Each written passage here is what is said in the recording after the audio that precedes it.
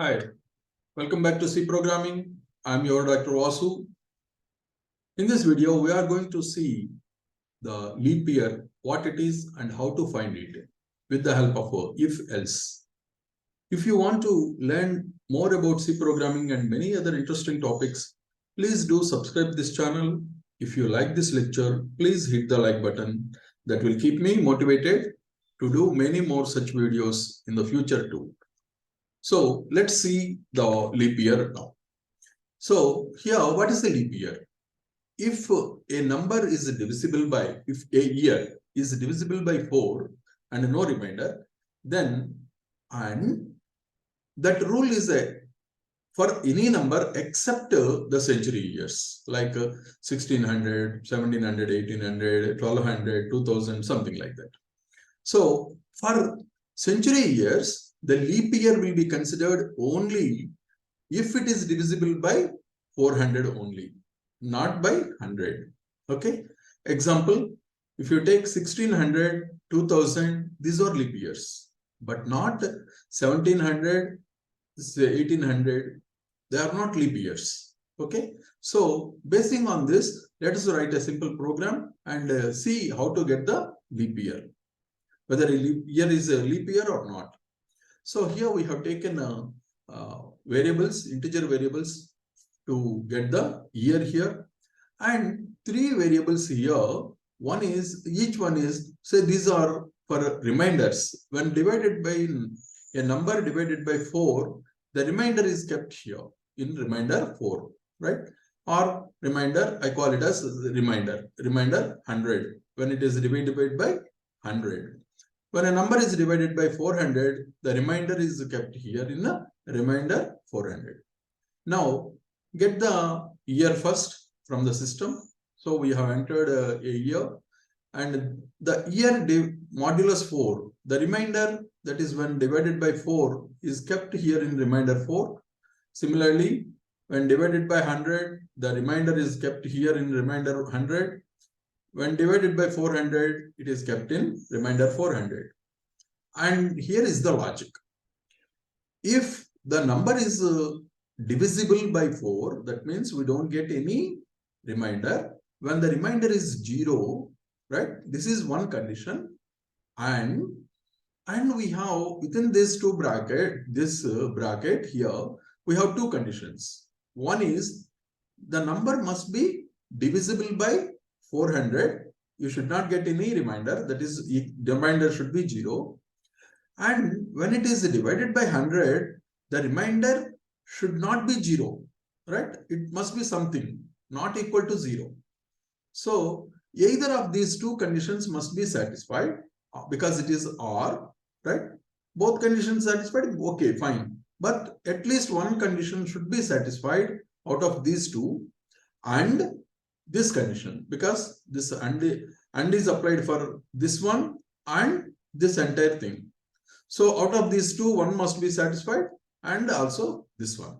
Now let us see. If this is satisfied, it is considered as a leap year, else not a leap year. Okay. Now let's compile this program and execute. Enter a year here to be tested, 1980. Okay. So when it is divided by 4, you get it is a leap year because it is divisible by 4. Okay, that's it. And one more thing is, this condition is satisfied. Coming to this, it is not divisible by 400. The remainder is not 0 in this case. But when it is divided by 100, the remainder is not 0, right? The remainder is not 0. You get something. So in that case, one condition is not, out of these 2, one is satisfied, one is not satisfied. So this entire thing is considered as satisfied, and this one. So and is there. So this one and this one both are satisfied. That's why it is a leap year. Next, we take another one, 2003. Obviously, it is not a leap year. The first itself, the first condition, very first condition itself is failing, because here the remainder 4, when you divide this by 4, the number 2003, by 4, obviously you are not getting 0 as the remainder. There, that itself is a failure. So it comes here and says it is not a leap year. That's it. And we take another one. Say 1600, a century year. 1600 means this is divisible by 4, right? You don't get any remainder. Remainder is 0. Divisible by 400, right? We get a 0 remainder. And also you get a 0 remainder here. Okay? 0 remainder here. That means this condition is not satisfied. This condition will be satisfied only when it is not 0.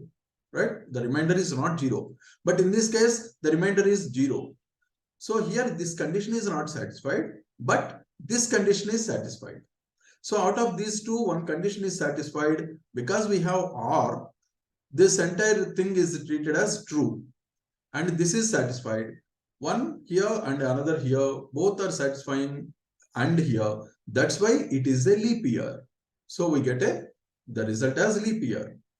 Suppose we take another value, 1700. Of course, divided by 4, it's the divisible, right? This condition is satisfied. And remainder 400. When divided by 400, you don't get a 0 remainder. Here it is failing, right? And here also, here it is not 0, right? The remainder is 0 here in this case. If it is not 0, this will be true. But in this case, 1700 means the remainder is 0. That means this condition is failing. This condition also is failing. Both the conditions are failing. That means out of these two, no condition is satisfied. True. Okay. Even though this condition is satisfied here, this is not satisfied. So it is not a leap year. Similarly, you take any other value, even 1900, the same logic applies here, and it says it's not a leap year. Okay. Take another value, 2000. It is divisible by 400, clearly divisible by 4. These two are sufficient actually, right? Even then, if you take this one, divisible by 100, you are not getting the remainder is 0. That means this condition is not satisfied.